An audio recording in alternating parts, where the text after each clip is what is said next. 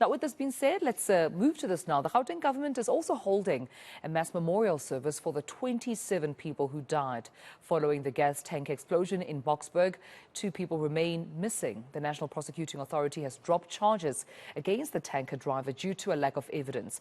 eNCA's Pule, letshwiti-Jones is following this story and joins us live to give us an update. Pule, good morning to you, colleague. And let's talk about what's expected today. Quite a somber day, and understand that's the memorial service for the victims of the Boksburg gas tank explosion.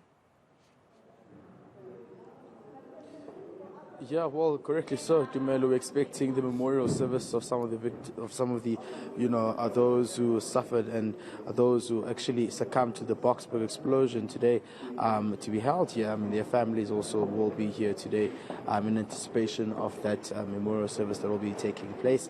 And we also understand that there's quite a lot of keynote speakers who are actually on the program, such as the mayor of Ekurhuleni, Tanya Campbell, and of course the health minister, Dr. Joe Pule, as well. We're also expecting the Gauteng Premier to be here today, to actually pay their respects, and of course the families as well who will be here today to pay their last respects. We've seen some of the candle lightings that have taken place in remembering of the 27, people who succumbed to this explosion that took place on Christmas Eve as well. It was a devastating, incident that left many, torn apart, and many families still, reeling from this tragic incident.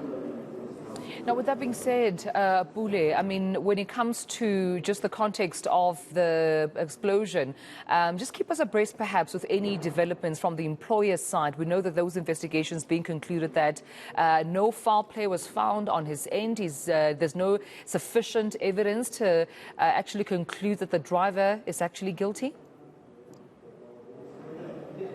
Well, you'd remember that, of course, the driver was released on the basis of not being sufficient, there not being sufficient evidence. My colleague Heidi Jacobs, of course, covering the story there.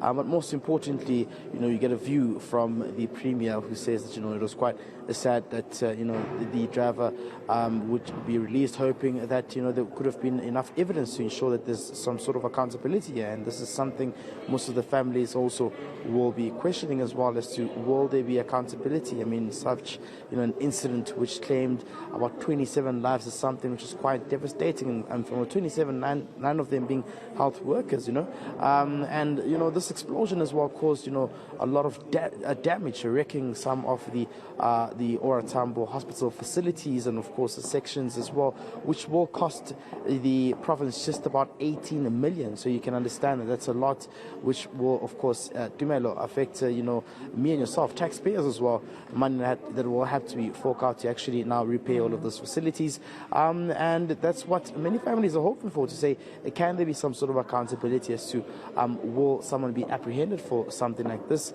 And today we'll be hearing some of those messages from some of the families, and of course the keynote speakers there being the health officials, and of course those within the government department as well who will be speaking. But most importantly, there's also that view that has been shared by Nahawu, who believe that some of the health workers working at that hospital were not supposed to return back to work because they are still reeling and traumatized from this incident.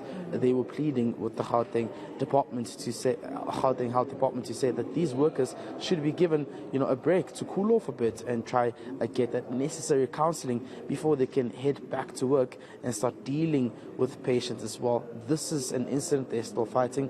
I believe that they're still also speaking with the health department and how to see what kind of mitigating factors they can place in there to ensure that health workers receive that necessary counseling as well. No, definitely a difficult time for all those affected. Pule, just also thinking about that family that lost 4 children in one family. A difficult time, and I will definitely get more developments from you, colleague, as soon as the memorial service begins, where we understand that government officials also expected to attend and speak at this memorial service. All thanks to my colleague, Pule, letshwiti-Jones.